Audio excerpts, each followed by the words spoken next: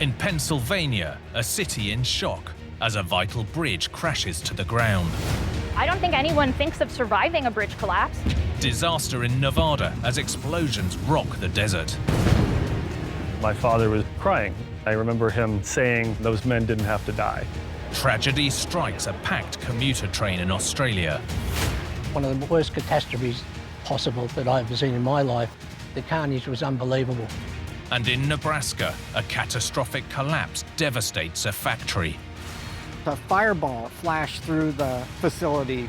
I just saw my uniform go up in flames.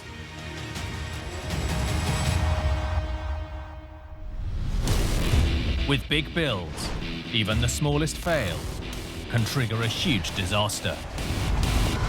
From miscalculations to misunderstandings, or just plain bad luck.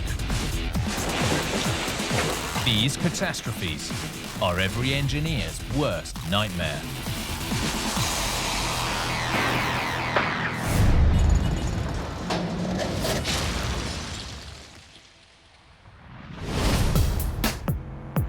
There's a saying that things get better with age. But that's not always the case with engineering. For some structures, time just runs out.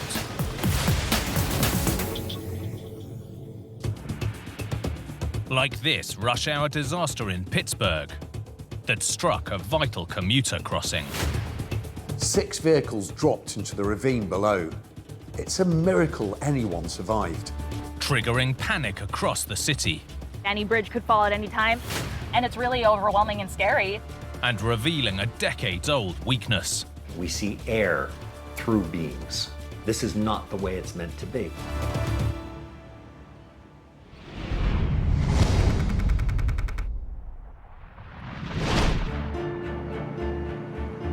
Pittsburgh, Pennsylvania, known to many as Steel City, was built on the banks of 3 rivers and gets more than its fair share of rainfall.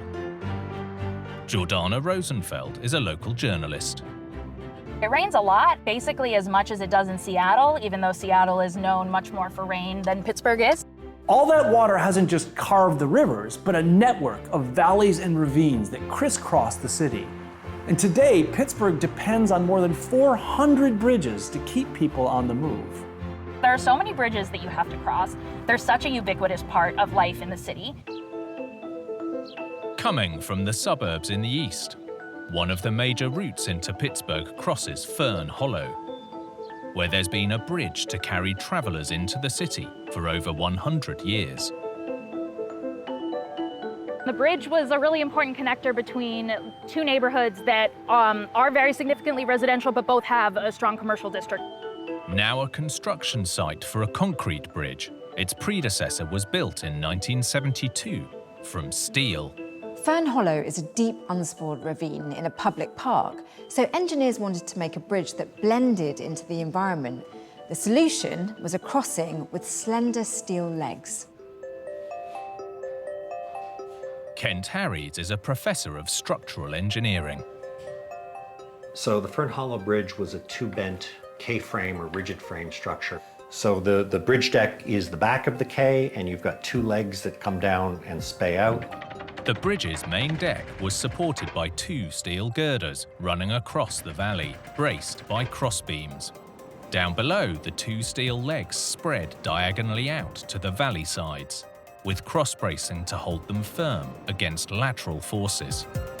It is a very efficient structure. It was viewed as a very lightweight structure for the span.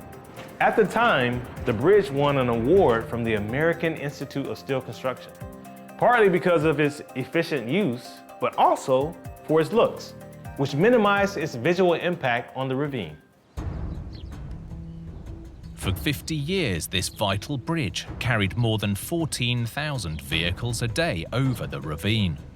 The bridge was right in the middle of my commute to work. It was easy to forget that it was a bridge when you were on it, because it's so level with the existing road on either side.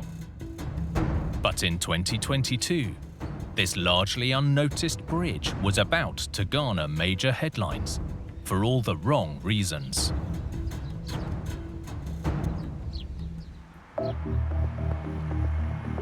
Friday, January the 28th, an overnight storm had blanketed Pittsburgh in snow. When snow covers a city, it seems to get quieter too. But early that morning, residents were woken by a loud boom. The Fern Hollow Bridge had collapsed, and the news quickly spread across the city. It was about 6 o'clock or something in the morning, and I got a news notification saying that a bridge in Squirrel Hill had collapsed. And I thought, oh my God. I mean, I immediately was concerned that people had been hurt. The structure had fallen around 30 meters to the ravine floor, taking 6 vehicles with it, including a city bus that Jordana often rode to work. Right after I heard the news, I could think of about like 6 trips over the bridge that I had taken in the last week. And it's really overwhelming and scary. Engineering professor Jim Thompson lives and works nearby. One poor soul who was coming from this side, from the east end, headed towards the bridge, did not see that the bridge had disappeared in time and ended up tumbling over the edge and into the gully. Miraculously, the driver survived, as did all the people who had been on the bridge when it collapsed. Although 10 were injured, the weather had helped save lives. Many commuters hadn't yet braved the snowy conditions.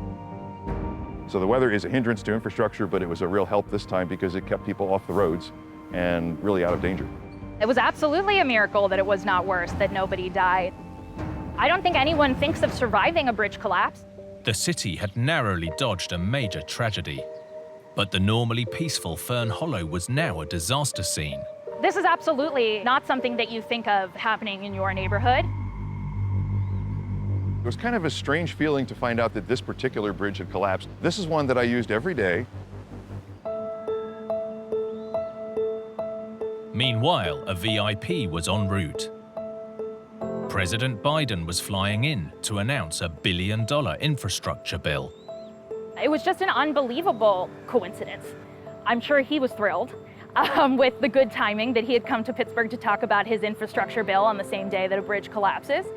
The fact that President Biden was here is a huge wake-up call for not just Pittsburgh, but the whole country, that we need to pay more attention to our infrastructure. It's crumbling. Within hours of the collapse, officials launched an investigation. One key piece of evidence was from the security camera on the bus, which showed that the east end of the deck had a huge crack, while the west end was already falling. Investigators knew that the west end had failed first. Now they needed to know why. But as they examined the wreckage, rumors were already circulating as social media lit up with photographs showing a possible cause. Engineering professor Jim Thompson saw the images.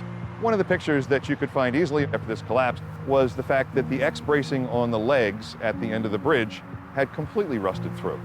They were gone. They were no longer connected, so whatever function that X-bracing had to fulfill, it was no longer doing. The cross bracing served multiple purposes. It gave the bridge lateral support against the wind or the movement from traffic, but it also helped to prevent the steel legs from buckling under the weight from above. With the bracing compromised, the bridge was in big trouble. This type of bridge is what's known as fracture critical.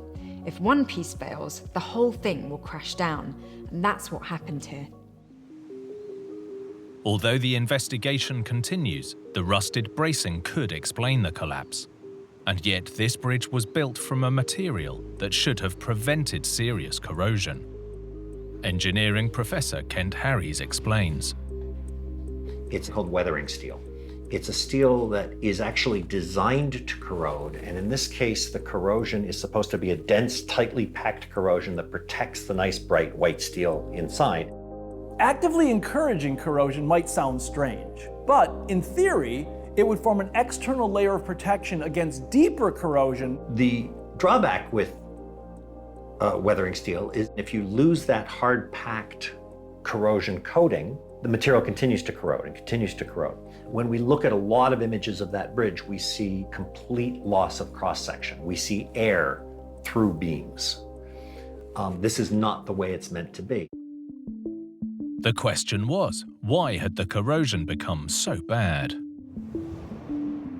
The slender steel design was sympathetic to the ravine it crossed, as intended, but engineers hadn't foreseen that the same environment would play a key part in bringing down the bridge.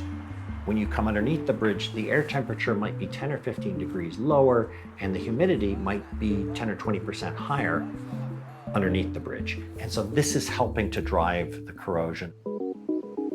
The climate wasn't only causing problems from beneath. The region's winters made things worse on the bridge deck as well. One of the constant battles is the fact that we get cold temperatures in the wintertime, we get snow, we get sleet, we get ice. So what we do, one of the ways we combat that is with road salt. Most of the salt from the deck should find its way into the bridge drain system and then out safely away from the bridge. But bridge drainage systems are notoriously difficult to maintain. They often leak. There is no question that road salt is a component of the deterioration that we see. The bridge really was hit by the perfect storm. After 50 years, the design, materials, location, and Mother Nature all came together to bring the bridge down. The collapse had severed a major artery, and while the wreckage was being cleared, traffic was backing up throughout the area. You used to be able to get straight to Squirrel Hill with the Fern Hollow Bridge, but since you can't do that anymore, there's all of this congestion here, and so much more traffic. 14,000 cars a day are detouring through local neighborhoods using any detour they can find, and so getting this back as fast as possible is critical. The state and city declared a proclamation of disaster, releasing funds from the new infrastructure bill, enabling authorities to almost immediately start work on a new Fern Hollow Bridge. This time with more than 5 decades of advancements in bridge engineering and concrete in place of steel.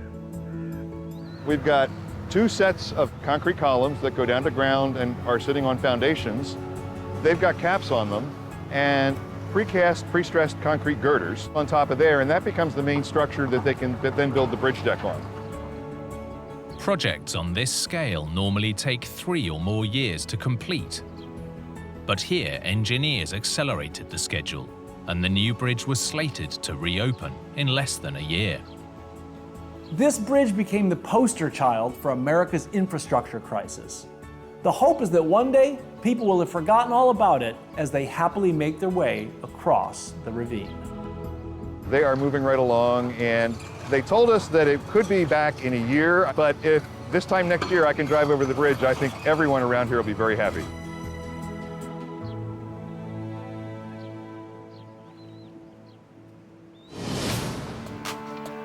In engineering, design and construction are just the beginning. Sometimes the greatest danger lies in day-to-day operations.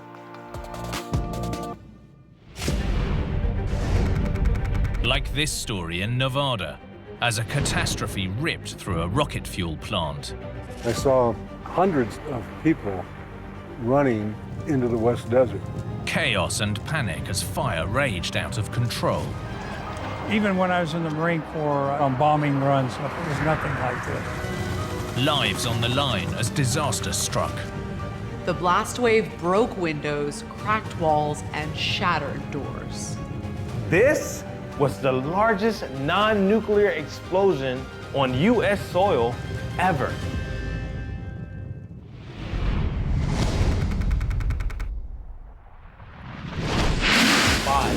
All 3 engines up and burning.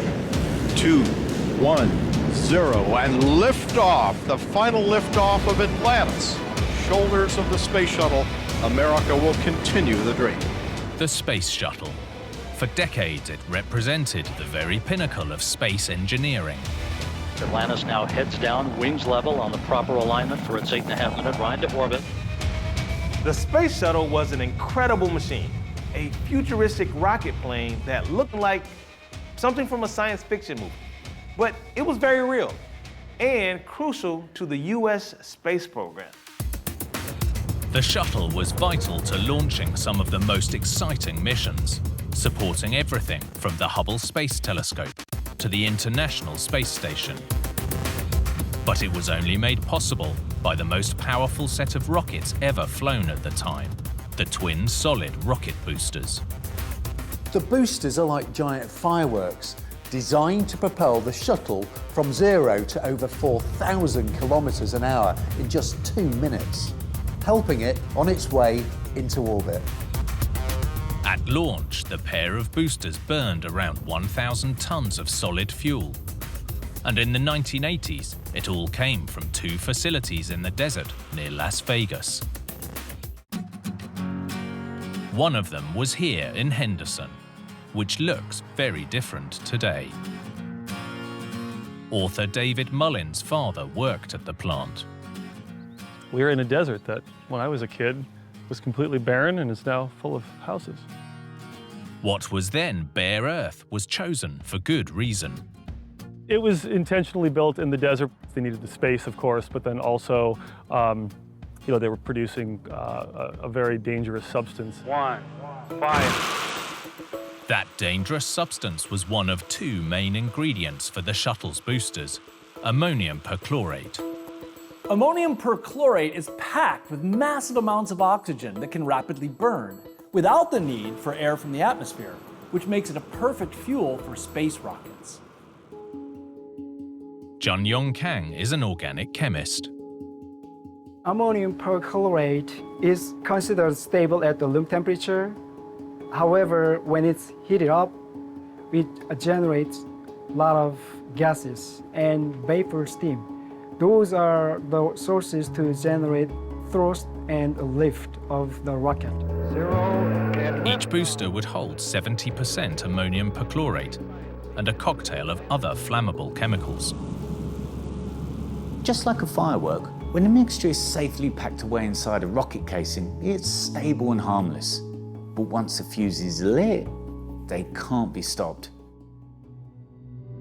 From 1981, the desert facility helped NASA send shuttles into orbit. But in the end, it nearly wiped Henderson off the map.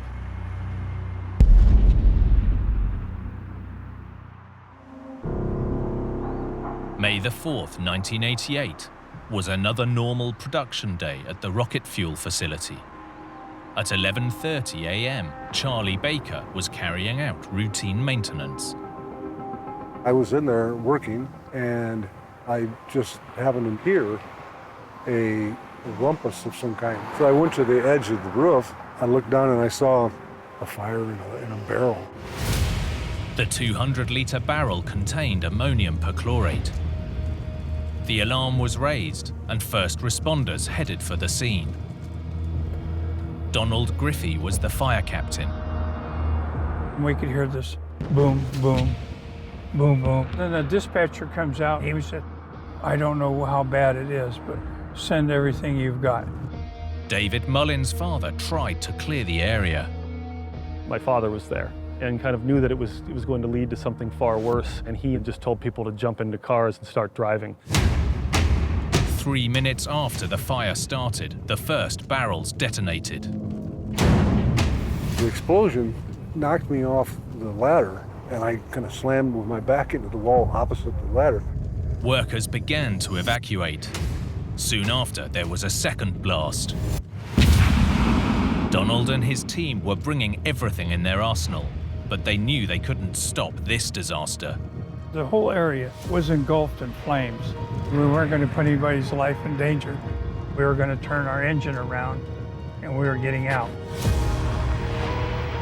As they turned back, the fire detonated massive shipping containers packed with hundreds of tons of ammonium perchlorate. The whole plant almost evaporated. Even when I was in the Marine Corps, I was out on bombing runs and stuff, it was nothing like this. In just 12 minutes, the plant had been obliterated. Miraculously, Charlie Baker and David's father escaped, along with most of the workers. But sadly, 2 died in the blasts. I remember my father was crying. I had never really seen him cry before. And so I gave him a hug and he hugged me back, and I remember him saying just over and over again, those men didn't have to die. And they were friends of his. In the days that followed, the community searched for answers. Why had this average Wednesday morning turned to tragedy?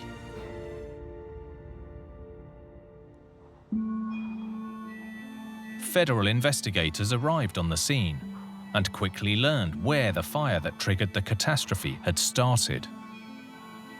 Witnesses reported that a steel and fiberglass shed was being repaired right next to a stack of drums filled with ammonium perchlorate. The repair work involved welding, which threw off sparks. Organic chemist Jun Yong Kang explains. They found that the welding spark ignited some fiberglass materials. So the fire spread very quickly to the stack of 55-gallon plastic drums. The drums contained ammonium perchlorate, just some of more than 10,000 barrels on site. And although regulations mandated for automatic alarms and sprinkler systems, investigators found none. They were trying to fight it with their own little hose, and their hose wouldn't reach far enough or put out enough water to put it out. In reality, once it started, just like a solid rocket booster, extinguishing the blaze would have been almost impossible. It is very challenging and difficult to extinguish fires that involved chemicals because of the chain reaction which continue to generate heat that cause the next reaction to occur. It is wise to run away from the site rather than go in to try extinguish the fires. With the drums burning uncontrollably, an explosion was all but inevitable. When the ammonium perchlorate is heated up at 130 Celsius degree, it starts to decompose, and that initiated multiple explosions. That explained why the plant exploded, but there was another factor at play that increased the scale of the devastation. A tragedy that happened more than 2 years earlier. Challenger, go at throttle up. When the Challenger disaster occurred, when the space shuttle blew up, NASA halted the space shuttle program. And since NASA was mainly who they were selling ammonium perchlorate to, it piled up higher and higher and higher. The facility was well over its intended storage capacity. More than 4,000 tons of the chemical was stockpiled here. They had so much of it, they ended up storing it in a parking lot outdoors because they couldn't fit it anywhere else. That 4,500 tons of ammonium perchlorate at one facility could be considered a very dangerous situation. And yet, sifting through the smoldering ruins, investigators discovered barrels full of the chemical still remaining. Just 1,500 tons of ammonium perchlorate, about a third of the stockpile, had detonated, which seems like a miracle considering the explosions had caused damage up to 16 kilometers away. The last explosion, equivalent to a 1 kiloton nuclear air blast, vaporized the plant and extinguished any remaining flames, preventing an even larger detonation.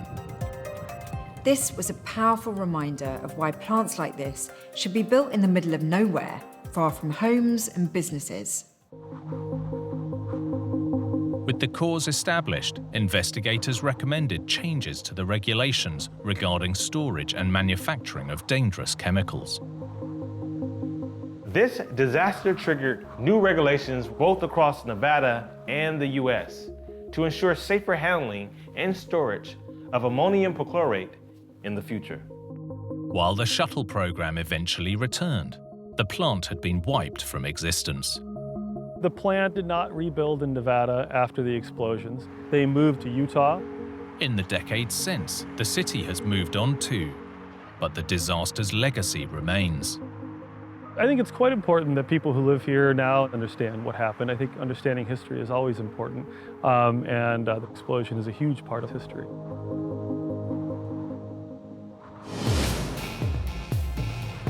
In big engineering, maintenance is just as important as cutting-edge construction.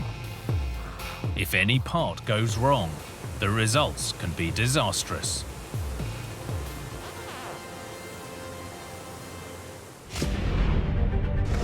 Like this catastrophe in Australia, a rush-hour derailment on a busy commuter train. We could hear that we'd gone off the tracks because the wheels were running along the sleepers. A minor fault that triggered a deadly disaster. All I could see was people still sitting in their chairs with no movement. There was no noise. A devastating tragedy that left a nation in mourning. The scale of this event is unimaginable. To this day, it's Australia's deadliest rail disaster ever.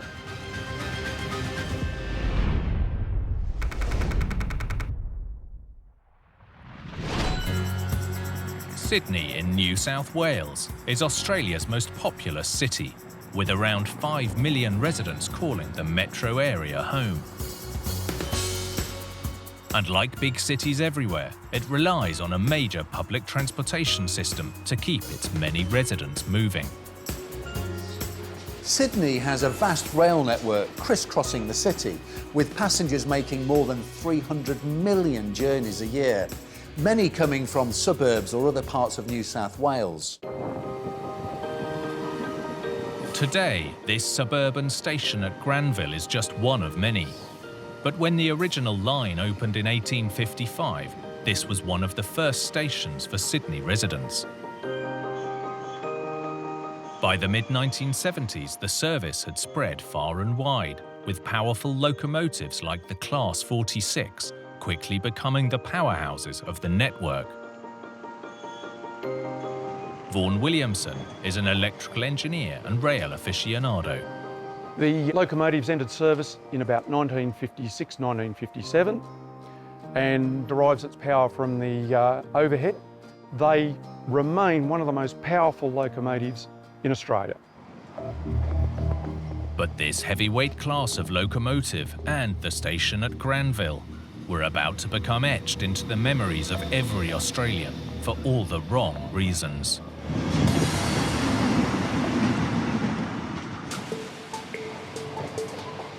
Early morning on Tuesday, January the 18th, 1977.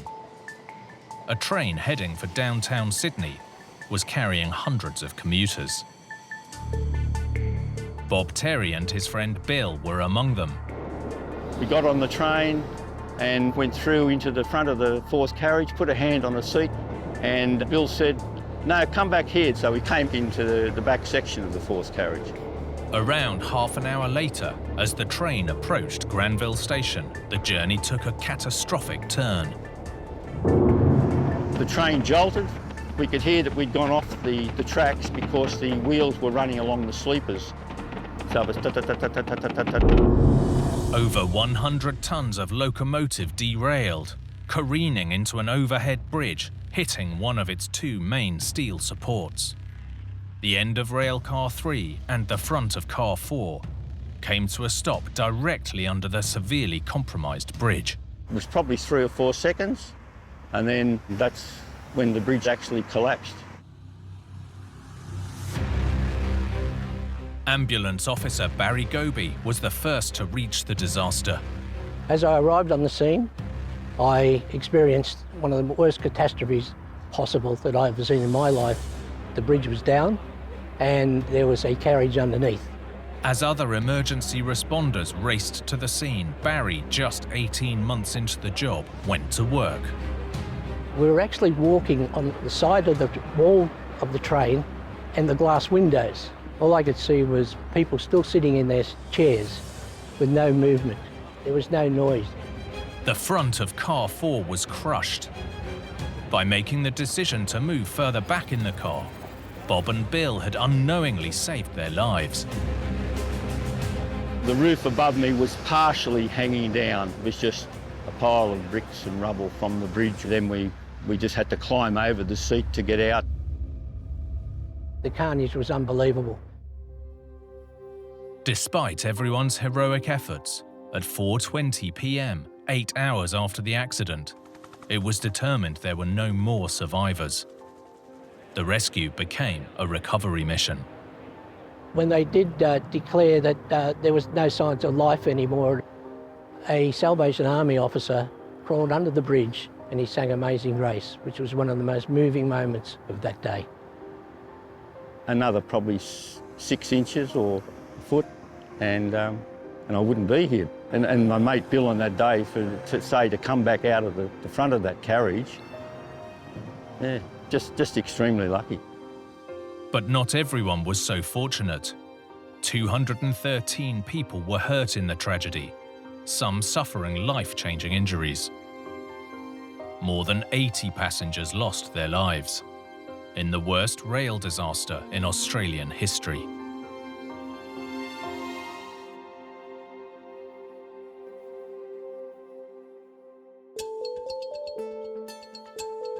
With the nation in mourning, the collapsed bridge was demolished and removed, while the government launched a formal investigation.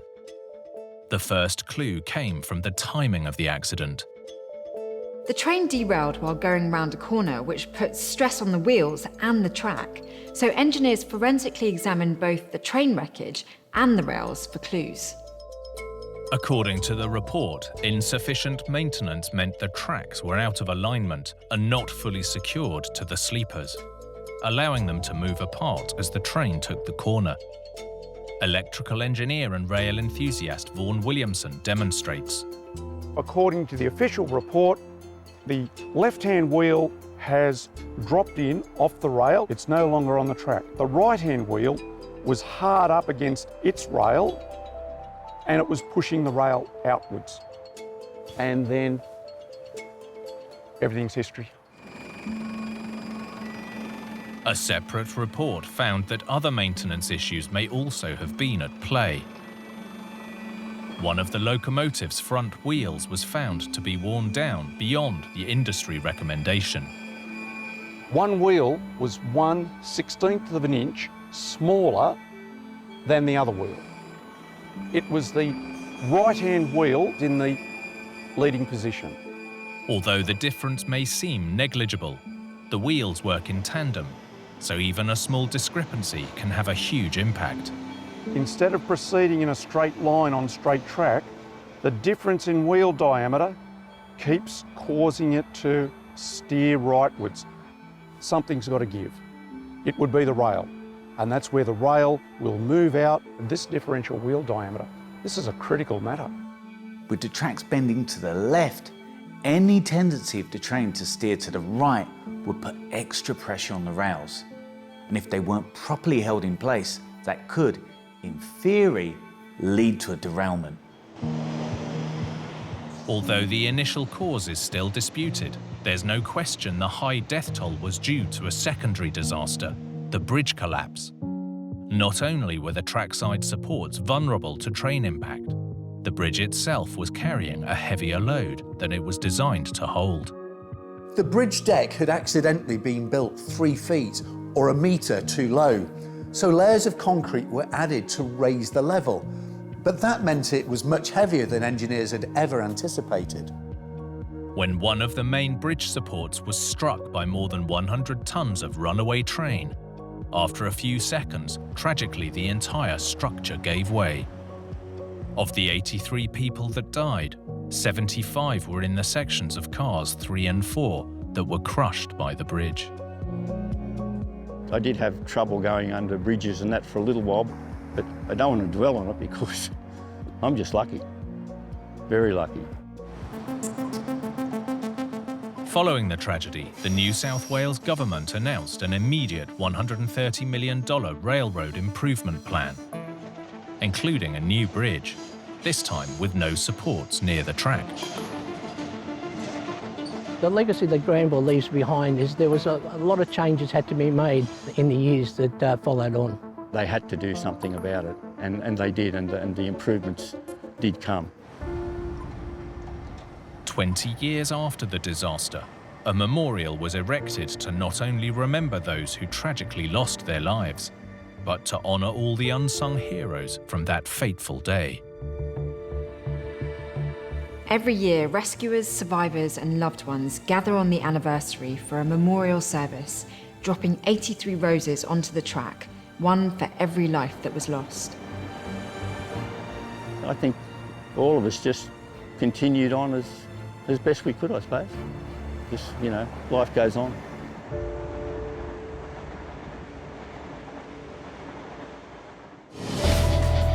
In big engineering, every piece, no matter how small, plays a key role.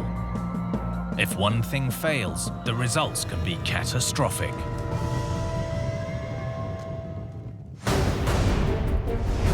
Like this story in Nebraska, as tragedy tore through a rural community. Then, boom, you feel the blast of the fireball. I just saw my uniform go up in flames. A failure that took down a factory. Million pounds of steel, brick, and machinery came crashing down. An engineering oversight that left devastation in its wake. This disaster struck out of nowhere. There was no warning.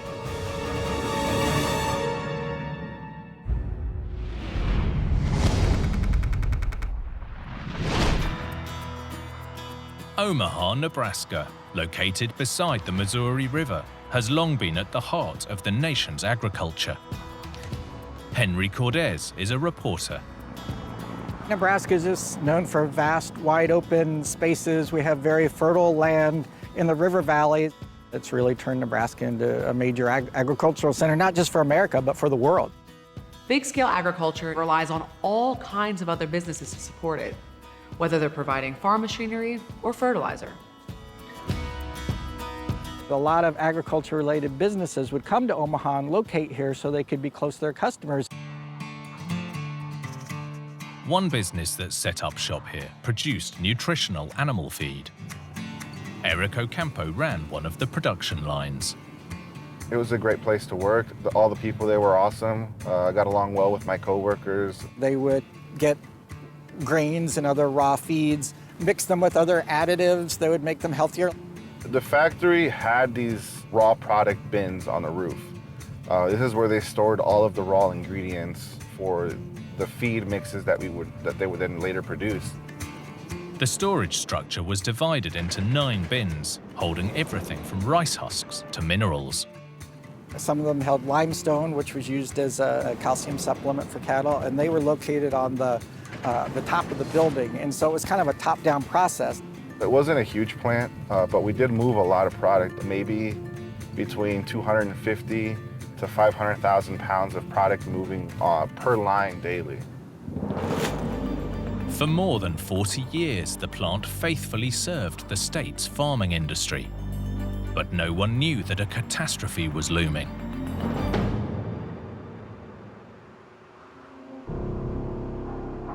Monday, January the 20th, 2014. It was the start of a regular week for Eric Ocampo. It was a typical Monday. Started up the line, and everything was running smooth. But this was a Monday that Eric would never forget. It was just before break, and then the building starts to shake, just rumble, and then right after the rumbling, everything just goes black for me. At around 9:40 a.m., the steel bins crashed through the roof of the plant, onto the production line below. I feel something hit me in my back, and I'm now on the ground. Whatever's on my back is pinning me to the ground. More than a dozen workers were trapped inside the plant, and the danger wasn't over. Journalist Henry Cordes covered the story. After the collapse, almost immediately there was a fireball that flashed through the facility. I just saw my uniform go up in flames. My gloves melted to my hands, and I'm yelling. News of the disaster spread across town. The family showed up at the plant, and they were on their cell phones and trying to reach their loved ones. And there was one family member who received a text that simply said, "Major accident, I'm trapped, love you."